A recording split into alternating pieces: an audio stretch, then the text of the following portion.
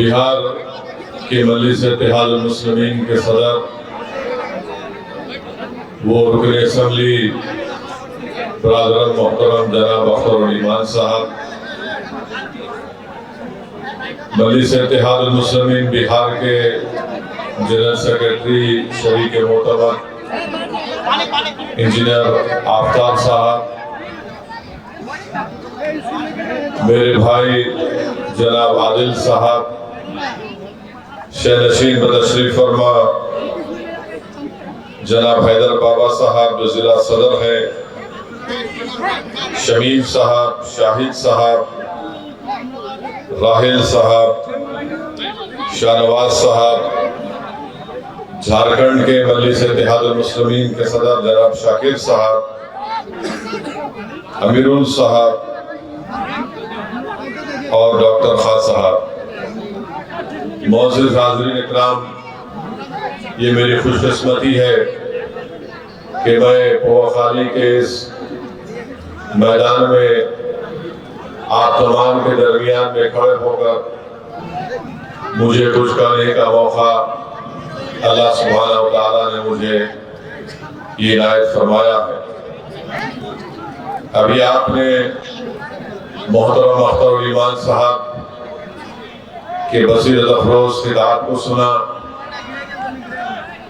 मैं शुरुआत में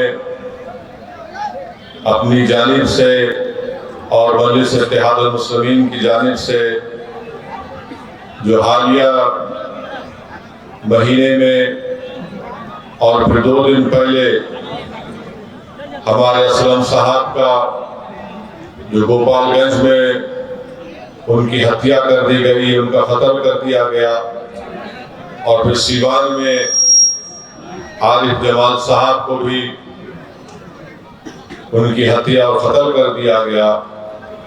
मैं आज आपके दरमियान में खड़े होकर इन दोनों पसमानदगान और इनके खानदान से न सिर्फ इज़हार ताज़ियत उनको पेश करता हूँ, बल्कि मैं उनके परिवार को, उनके अफराद खानदान को, उनके चाहने वालों को और सीवान और गोपालगंज के अवाम को ये बताना चाहूँगा और उन तक मैं पैगाम देना चाहूँगा कि हम उस खानदान के साथ खड़े हैं, असलम साहब के और आरिफ जमाल साहब के, और मजलिस इत्तेहाद मुस्लिमीन की पूरी कोशिश यही होगी कि जिन जालिमों ने असलम साहब को, आरिफ साहब का कत्ल किया, अल्लाह सुब्हानहू व तआला उन तमाम खातिरीन को अल्लाह उनको निस्तनाबूद करे।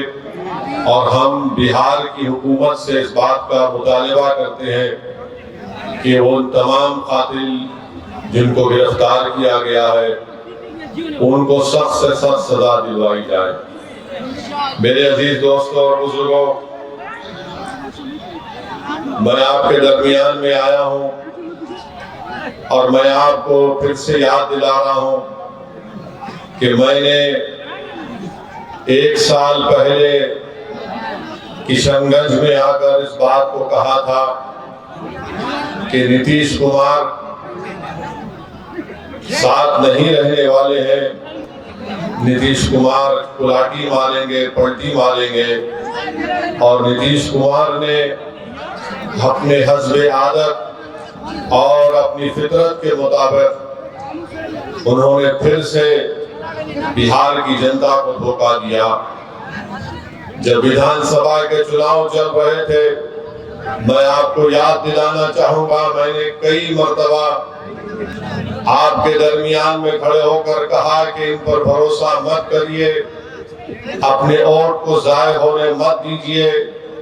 मगर मजलिस के मुखालिफिन हम पर इल्जाम लगाते गए कि असदुद्दीन ओवैसी बी टीम है, असदुद्दीन ओवैसी वोट काटने के लिए आया है। मगर मेरे अजीज दोस्तों और बुजुर्गों, मेरी इज्जतदार माँ और बहनों, मेरे गयूर नौजवानों, बताओ, जब मैं आपसे कह रहा था क्या वो बात आज सच नहीं निकली? जिसको आपने भरोसा कर उसको वोट दिया, उसने एक मर्तबा नहीं कई मर्तबा आप लोगों को ठगा है। आपने सेकुलरिज्म के नाम पर आपने बीजेपी को रोकने के नाम पर, मोदी को रोकने के नाम पर आपने वोट किया। मगर बताइए आज आप क्या देख रहे हैं? इल्जाम अख्तरुल ईमान पर लगता है कि अख्तरुल ईमान और असदुद्दीन अवैसी और आफ्ताब इंजीनियर बिहार में वोट तोड़ने के लिए आए हैं। मैं उनसे पूछना चाह रहा हूं, बताओ आज जिम्मेदार कौन है? आज जिन्होंने आपका वोट लिया और आपको धोखा नहीं दिया बल्कि आपके पीठ में खंजर घोंपा, आज जो सबके सब खामोश बैठे हैं, इसका जिम्मेदार न सिर्फ नीतीश कुमार है बल्कि इसका जिम्मेदार तेजस्वी यादव भी है। इसका जिम्मेदार भारत के वजीर आजम नरेंद्र मोदी है। ये तमाम के तमाम तीनों पलटू मास्टर है, बोलते एक है और सत्ता के लिए कुछ भी कर जाते हैं। अगर हम चुनाव लड़ते हैं तो हम पर इल्जाम लगा दिया जाता है, मगर आज बिहार में बीजेपी अगर सत्ता में है तो इसका जिम्मेदार ना सिर्फ नीतीश कुमार है बल्कि इसका जिम्मेदार तेजस्वी यादव भी है कि आपने आज बिहार की जनता पर बीजेपी को मुसल्लत करके रख दिया। आपकी नादानियों और गलतियों की वजह से आज बिहार में आरएसएस मजबूत हो रही है। हम चुनाव लड़ते हैं तो हम पर उंगलियां उठाई जाती हैं, इल्जामात लगाए जाते हैं, मगर बताओ आज बिहार में अगर बीजेपी की सरकार बनती है तो इसका जिम्मेदार क्या अख्तरुल ईमान असदुद्दीन अवैसी है। हमारे 4 विधायक को इन्होंने तोड़ लिया। आपने मजलिस के उम्मीदवार को आपने अपने वोट और दुआओं से कामयाब किया। मजलिस के 4 विधायक को तोड़ा, ये बोलकर तोड़ा कि हम बीजेपी को रोकेंगे। बताओ तुमने क्या बीजेपी को रोका? तुम सिर्फ अपनी अना की तस्कीन के लिए तुमने मजलिस के 4 विधायक को तोड़ा। तुम नफरत करते हो कि सीमांचल की सरजमीन से एक गरीब और मजलूमों की एक सियासी लीडरशिप जो बढ़ रही थी, तो तुम ये नहीं चाहते थे कि सीमांचल की जनता से इंसाफ हो। तुम ये जानते थे कि मजलिस ने यहाँ पर सीमांचल की आवाम में एक सियासी इंकलाब को बर्पा कर दिया। तुम ये नहीं बर्दाश्त कर सकते थे कि सीमांचल की जनता से इंसाफ होगा, उनको उनका हक मिलेगा।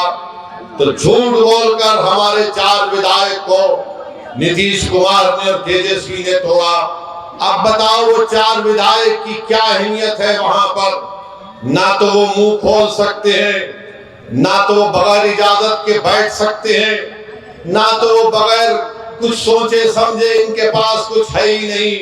मगर मजलिस ने जो सीमांचल की सरजमीन पर जो एक सियासी इंकलाब को बर्पा किया, तो ये बात ना मोदी को पसंद आई, ये बात ना तेजस्वी को पसंद आई, ना ये बात नीतीश कुमार को पसंद आई।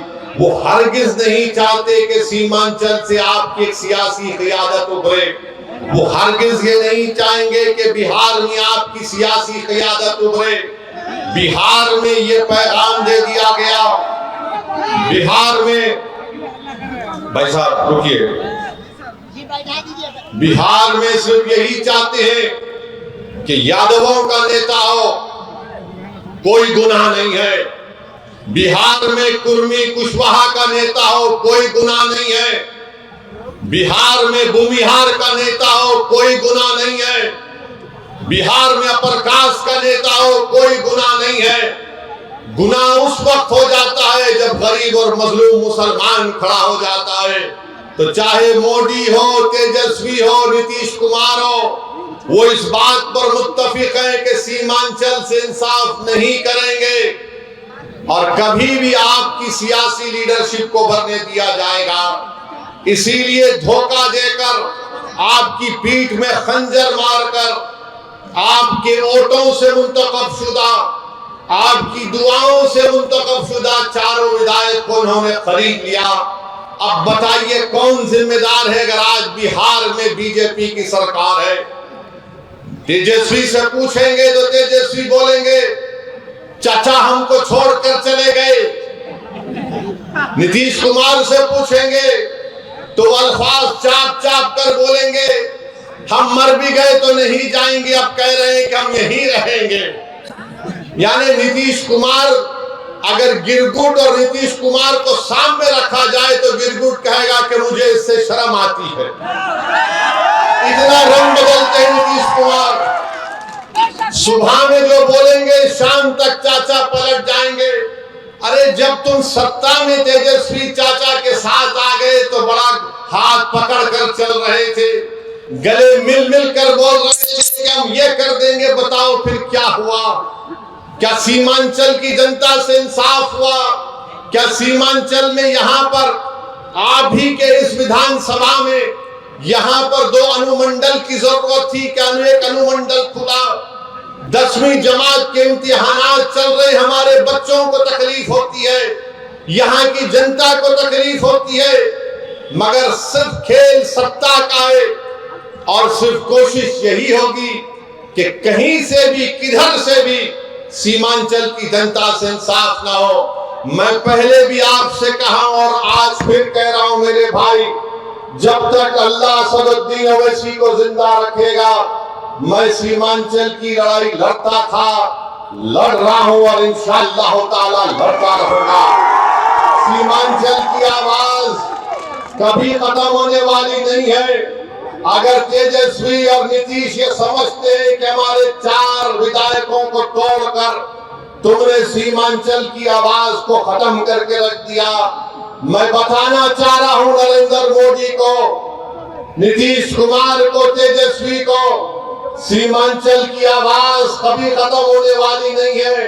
तुम तीनों इस बात को सुन लो, जब 2024 के लोकसभा के इलेक्शन होंगे तो इंशाअल्लाह ताला भारत की सबसे बड़ी पंचायत लोकसभा में सीमांचल की जनता अपने इंसाफ के लिए, अपने मान और सम्मान के लिए, अपनी गीरत के लिए सीमांचल की जनता इंशाअल्लाह ताला अख्तरुल ईमान को यहां से अपना एमपी बनाकर लोकसभा में बुलाएगी और अख्तरुल ईमान सीमांचल जिंदाबाद का नारा लगाएगा, लोकसभा में सीमांचल के इंसाफ की बात करेगा। अरे बताओ तुम कब तक धोखा दोगे सीमांचल की आवाम को? तुमने क्या किया? बोलते हैं कि हमने विकास किया, बताओ वो उर्दू टीचर का मसला 2012 से चल रहा है, तुमने कौन सा विकास किया हमको बताओ। तुमने क्या उर्दू टीचर को भर्ती किया? नहीं किया आपने।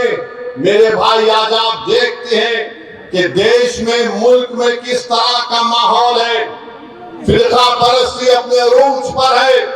नरेंद्र मोदी ने भारत की राजनीति से मुस्लिम अक़लियत को बिल्कुल ही दूर करके रख दिया।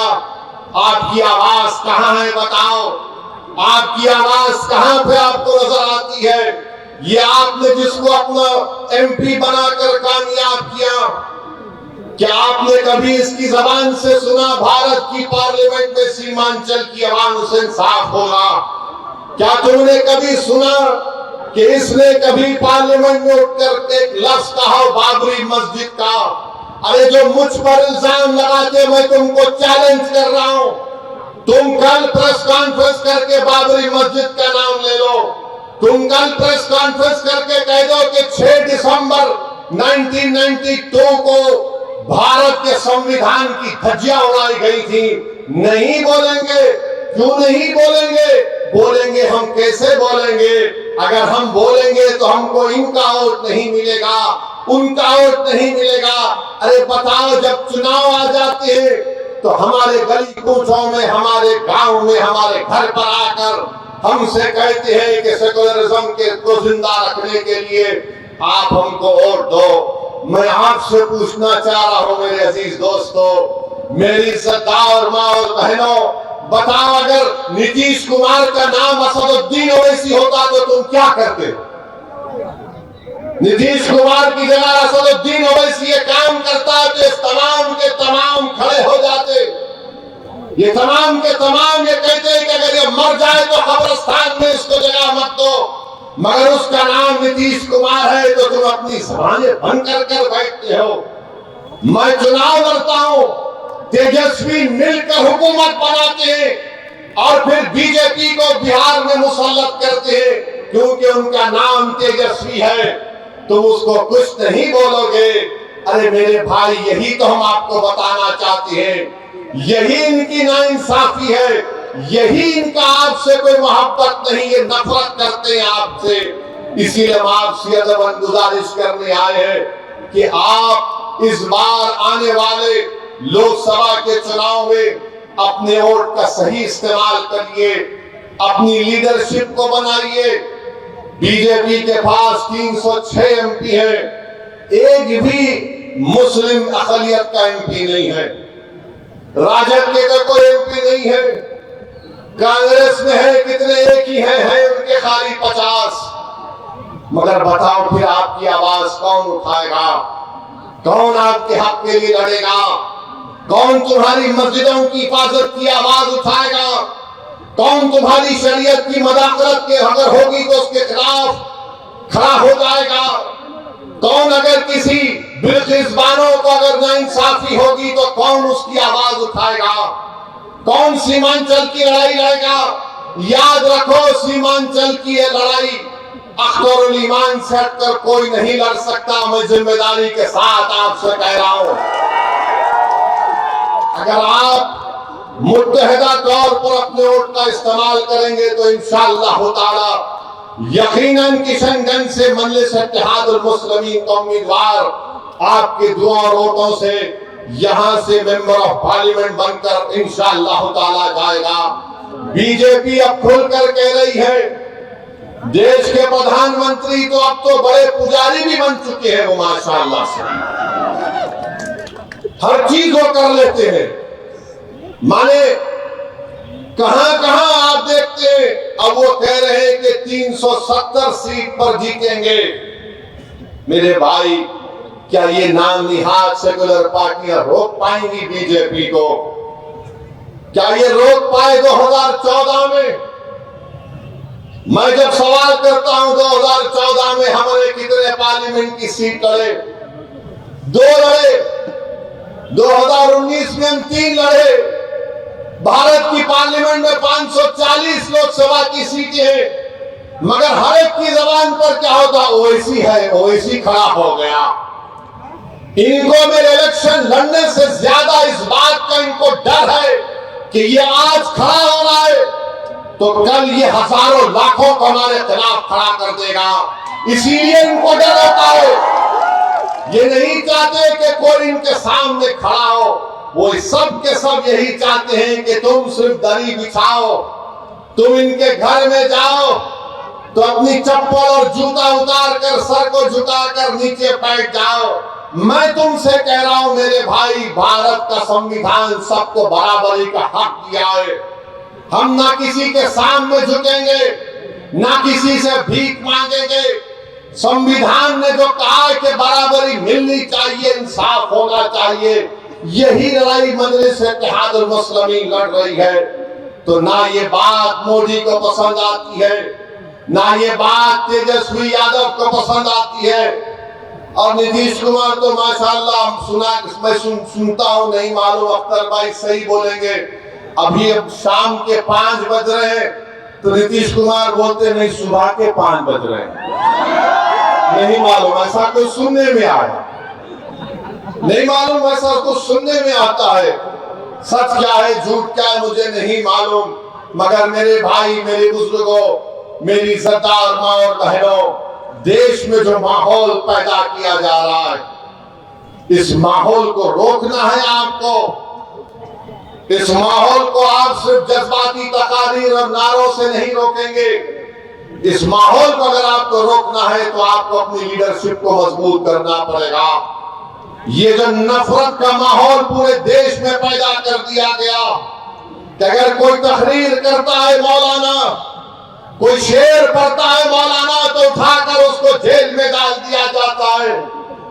मैं पूछना चाहता हूं गुजरात की सरकार से कि तुमने एक मौलाना को पकड़कर मुंबई से पकड़कर गुजरात लेकर गए, मगर वही गुजरात में कई ऐसे वीडियो हैं जहां पर ये जालिम लोग वीडियो में आकर कहते हैं कि मसदुद्दीन ओवैसी को गोली मार देंगे। इसकी जबान को काट लेंगे, इसकी सर को काट देंगे, मगर उनको कोई हाथ नहीं लगाया जाता। मगर कोई एक शेर पढ़ देता है तो उस अशार के गलत माने निकाल कर मुंबई से मौलाना को लेकर चले जाते हैं। 3-3 मुकदमे उन पर बुक कर दिए जाते हैं। मगर हम बीजेपी के लोगों से कहना चाह रहे हैं, तुम क्या कर सकते? तुम सिर्फ जानी तो ले सकते हो ना, तुम जानी तो ले सकते हो और क्या कर सकते हो? अगर मेरे मुकद्दर में जो लिखा अल्लाह ने लिख दिया वो तो पूरा होकर रहेगा। मगर जब तक हम जिंदा रहेंगे हम बातिल को बातिल कहेंगे, हम बातिल से समझौता नहीं करेंगे, हम बातिल को खुश करने के लिए अपनी पॉलिसी को लचकदार नहीं बनाएंगे। हमारा काम यह है मेरे अजीज दोस्तों और बुजुर्गों कि हम हक को कामयाब करें और हक की कामयाबी का राज आपका इत्तेहाद है। याद रखिए, कब तक आप सेकुलरिज्म के नाम पर ठगे जाएंगे? कब तक आप सेकुलरिज्म के नाम पर इनको वोट देंगे और वो बीजेपी को बिहार में सत्ता देंगे? मैंने 2015 में भी कहा था तुमसे, मगर तुमने मेरी बात पे यकीन नहीं किया। मैंने 2019-20 में भी कहा था, मगर आपने मेरी बात को नहीं समझा। कम से कम अब तो समझ जाओ। याद रखो, तुम अपने मुकद्दर के फैसले कर सकते हो। तुम में इतनी ताकत है कि मुस्तकबिल में तुम्हारे हक में जो फैसले लिए जाएंगे तुम खुद उसको कर सकोगे। अगर आज आप मुत्तहिद होकर अपने वोट का इस्तेमाल नहीं करेंगे तो नुकसान आपका होगा, नुकसान सीमांचल की गरीब जनता का होगा। ये आवाज को उठना चाहिए मेरे अजीज दोस्तों और बुजुर्गों। आप देखते हैं कि भारत की पार्लियामेंट में हर मसले के ऊपर मजलिस इत्तेहादुल मुस्लिमीन के अरकान पार्लिमान अपनी आवाज को उठाते हैं। किशनगंज में लीगल मुस्लिम यूनिवर्सिटी का मसला मजलिस के एमपी उठाते हैं। मसाजिद का मसला 500-600 साल की महरौली की मस्जिद को शहीद कर दिया गया। क्या आपके किशनगंज के कांग्रेस के एमपी ने मुंह खोला? नहीं बोल सके। किसने बोला? मजलिस इत्तेहादुल मुस्लिमीन ने उसकी आवाज उठाई। आप देखते हैं बिल्किस बानो का मसला हुआ, किसने पार्लियामेंट में उसका मसला उठाया? मजलिस ने उसको आवाज उठाई इंसाफ के लिए। तो मेरे अजीज दोस्तों और बुजुर्गों, मेरी आपसे सिर्फ यही अपील है कि आने वाले लोकसभा के चुनाव में आप मुत्तहदा तौर पर एक अच्छा फैसला लीजिए। हम भी नहीं चाहते कि बिहार में बीजेपी और नीतीश कुमार के एमपी कामयाब हो जाएं। हम तो शुरू से कोशिश कर रहे हैं रोकने की, मगर जो लोग आपका वोट लेकर मोदी के गोद में बैठकर चाय पीती है, कभी आप इनसे भी तो पूछो कि तुमने हमारा वोट लेकर तुमने कैसे बीजेपी को सत्ता दे दी बिहार में। मेरे अजीज दोस्तों और बुजुर्गों, आप देख रहे हैं कि कैसे किस तरीके से कभी हमारी मसाजिद को निशाना बनाया जाता है, कभी शरीयत में मदाखलत की बात की जाती है। उत्तराखंड में यूनिफॉर्म सिविल कोड का एक नाम से एक बिल ला दिया गया, यूनिफॉर्म तो है ही नहीं। अब नहीं मालूम नीतीश कुमार क्या करने वाले हैं। बीजेपी के साथ मिलकर बैठे हैं। यहाँ पर फसाद हुआ था 1 साल पहले, 100 साला मदरसे को जला दिया गया। मैं तुमसे पुकार कर कह रहा था, कहां वो सेकुलरिज्म के दावे करने वाले, कहां है तेजस्वी यादव? जो 100 साल के मदरसे को जला दिया गया, कोई आवाज नहीं उठी। एक 12 साल के बच्चे को सीवान में पकड़कर उसको 8 दिन जेल में डाल दिया गया, किसी ने आवाज नहीं उठाई। मैं कह रहा था, पुकार रहा था। मेरे भाई याद रखो, अगर तुम्हारे लिए कोई लड़ने वाला नहीं होगा तो जुल्म जारी रहेगा। हमारे वतन अजीज की हकीकत यही है कि जब तक तुम्हारी आवाज नहीं होगी तुम्हारा कोई गुस्साने हाल नहीं हो सकता है। जब तक तुम्हारा नेता नहीं होगा कोई तुम्हारा काम नहीं कर सकेगा। आप बताइए, इतनी बड़ी तादाद में सर्वे हो गया, का सेंसस हुआ, जो अख्तर भाई ने मुझे यहाँ पर बताया कि इतना बड़ा सर्वे यहाँ पर हुआ सुरजापुरी बिरादरी का।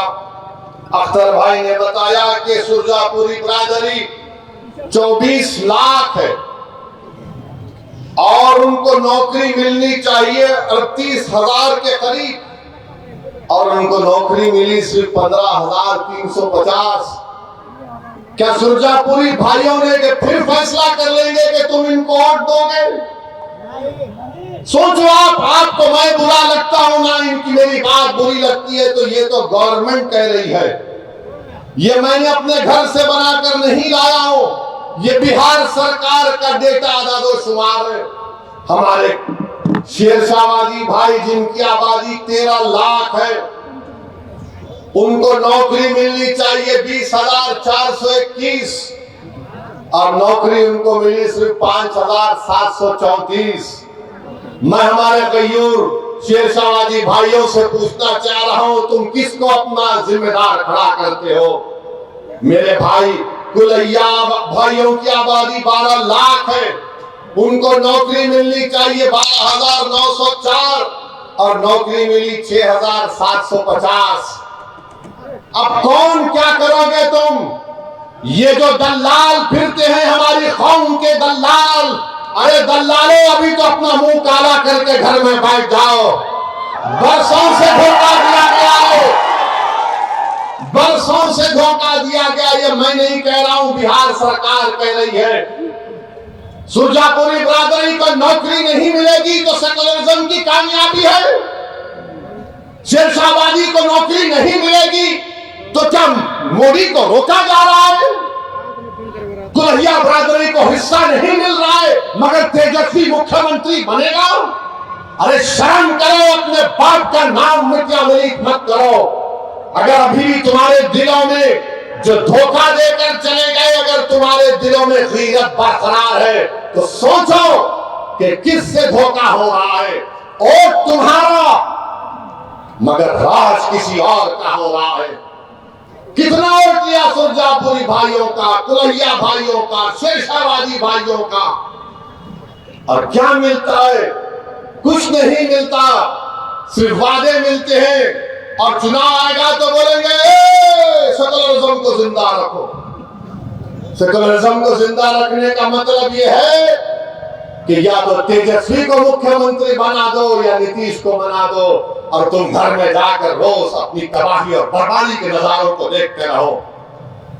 चुनाव आएगा तो बोलेंगे वैसी वोट काटने आया है, इसको वोट मत दो। तो इसका मतलब यह है कि सीमांचल में नाइंसाफी जारी रहे, लाखों एकड़ जमीन पानी के बहाव में कट जाए, किसानों को उनका हक ना मिले, हमारे बच्चे और बच्चियों को स्कूल और कॉलेज ना मिले। मेरे भाई, ये सच्चाई आपको बयान कर रहा हूं, इसीलिए तो सब के सब हम पर गाली लगाते हैं, हम पर इल्जाम लगाते हैं। मैं सच्चाई को तुम्हारे सामने बयान कर रहा हूं। मैं पोखाली की जनता से और बहादुरगंज की जनता से अपील करने आया हूं, ठाकुरगंज की जनता से अपील करने आया हूं कि आप अख्तरुल ईमान को मजबूत करिए। जब मैं ये कह रहा हूं सुनिए, मैं ये नहीं कह रहा हूं कि अख्तरुल ईमान की जात को मजबूत करो, मैं तुमसे नहीं कह रहा हूं कि ओवैसी को मजबूत करो, मैं ये कह रहा हूं कि अपने आप को मजबूत करो। और मजबूती कैसे होगी? जब आप अपने वोट का सही इस्तेमाल करेंगे। आप देख नहीं रहे कि कितने बड़े बड़े नेता कांग्रेस के बीजेपी में चले गए। महाराष्ट्र का मुख्यमंत्री रहा अशोक राव बीजेपी में चला गया। बोलो उसके बारे में, बीटी नहीं बोलते उसको। कितने भाग भाग कर बीजेपी में जा रहे हैं, उनको कोई कुछ नहीं बोलेगा। मगर जब ओवैसी आकर सीमांचल जिंदाबाद, सीमांचल इंसाफ की बात करता है तो इनके पेट में दर्द शुरू हो जाता है। जब अख्तरुल ईमान बिहार की विधानसभा में गरीब और मजलूमों की आवाज बनकर उनके हक की बात करता है तो उनको पेट में दर्द शुरू हो जाता है। तेजस्वी यादव को जरा सोचना चाहिए था कि जब तुमको मजलिस की जरूरत पड़ी तो अख्तरुल ईमान को बुलाया और बोला कि अख्तर भाई हमारा साथ दे दो। तेजस्वी, तुमने जो 4 गुलाब जामुन समझकर हमारे विधायक को खा लिया, वो हजम कर गए तुम उनको। क्या किया तुमने उन चारों का? कहां मुंह दिखाने के काबिल नहीं रहे वो लोग। आज अख्तर अली खान से कह रहे, अरे हमने पहले दिन से कहा था कि हम बीजेपी से कभी समझौता नहीं करने वाले, हम कभी समझौता नहीं किए, ना करेंगे कभी इंशाअल्लाह ताला। दो मरतबा नीतीश कुमार को तुमने मुख्यमंत्री बनाया और दो मरतबा नीतीश कुमार ने बिहार की जनता को धोखा दिया और बीजेपी को सत्ता दी। मगर बताओ, इनकी जबानें बंद है, जबानें बंद है, कुछ नहीं कहते। मगर मेरे अजीज दोस्तों और बुजुर्गों, हम आपसे सिर्फ यही अपील करने आए हैं कि आने वाले लोकसभा के चुनाव में नरेंद्र मोदी के 370 का जो दावा कर रहे हैं, उसको रोकने के लिए, सेकुलरिज्म को हकीकी कामयाबी दिलाने के लिए, सीमांचल में इंसाफ की लड़ाई लड़ने के लिए, बिहार के गरीब और मजलूमों के ताकतवर आवाज को पार्लियामेंट में पहुंचाने के लिए, वतन अजीज के गरीब और मजलूम अक़लियतों के आवाज को बिहार से पार्लियामेंट तक भिजाने के लिए हम आपसे ये अपील करने आए हैं, गुजारिश करने आए हैं कि आप अब की बार मजलिस को वोट दीजिए। जो लोग सेकुलरिज्म की बात करते हैं वो सिर्फ तुम्हारा वोट लेना चाहते हैं और उसके बाद वो बीजेपी को इख्तियार देना चाहते हैं। तो हम आपसे अपील कर रहे हैं कि आने वाले लोकसभा के चुनाव में आप मुत्तहिदा तौर पर अपने वोट का इस्तेमाल करते हुए अपनी आवाज को लोकसभा तक भिजाइए ताकि आपके इत्तेहाद। तेजस्वी ने यही कहा था सर कि डेवलपमेंट। हाँ, ये जो तेजस्वी यादव है यहीं पर कहा था सीमांचल डेवलपमेंट बोर्ड बनाएंगे, कहा था ना, यही कहा था। हमारी बात का यकीन कर लो, सीमांचल डेवलपमेंट बोर्ड कहां गया? हजम कर गए तुम उसको भी। जब वोट लेना आता है तो सब खड़े होकर झूठी बातें करते हैं। और क्या कहा था तेजस्वी ने कि हैदराबाद से ओवैसी आया, इसको बिरयानी खिलाकर भिजा दो। अरे तेजस्वी, तुमको कभी खाने की जरूरत पड़ गई तो हम अपने घर से भिजाने को तैयार हैं। बताओ, मगर तुमने सीमांचल की जनता का खाना छीन लिया, तुमने सीमांचल के गरीबों से इंसाफ नहीं किया। तुम तो डिप्टी चीफ मिनिस्टर बन गए, चाचा को मुख्यमंत्री बना दिए और खूब तुमने गुलाब जामुन खाए, खूब मलाई खाई, मगर सीमांचल की जनता परेशान है। तो इसलिए हम आपसे अपील कर रहे हैं कि आप आने वाले चुनाव में मुत्तहिदा तौर पर मजलिस का साथ दीजिए। हम पिछले बार भी एक ही सीट पर लड़े थे, दूसरी सीट पर नहीं लड़े, तो कई सीटों पर बीजेपी जीत गई। मगर अब की बार इंशाअल्लाह ताला किशनगंज भी लड़ेंगे और भी कई पार्लियामेंट की सीट पर इंशाअल्लाह ताला हम सोच और विचार कर रहे हैं, क्योंकि हम जान चुके हैं कि तुम बीजेपी को नहीं रोक सकते। मोदी को अगर कोई रोक सकता है तो इंसाफ पसंद लोग रोक सकते हैं। ये मिलावटी, ये मिले लोग नहीं रोक पाएंगे।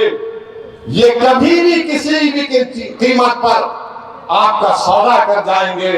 तो हम आपसे अपील कर रहे हैं कि अपने मुत्तहिद रहिए, मजलिस को मजबूत रखिए, क्योंकि मगरिब का वक्त भी होने जा रहा है। हम आपसे इजाजत चाहते हैं और फिर से आपसे कह रहे हैं कि यकीन जान लीजिए कि जब तक अल्लाह सदुद्दीन ओवैसी को जिंदा रखेगा, हम सीमांचल की इंसाफ की लड़ाई लड़ते रहेंगे। तो हमारे साथ नारा लगाइए, सीमांचल जिंदाबाद, सीमांचल जिंदाबाद, जिंदाबाद जिंदाबाद, सीमांचल जिंदाबाद। अस्सलाम वालेकुम।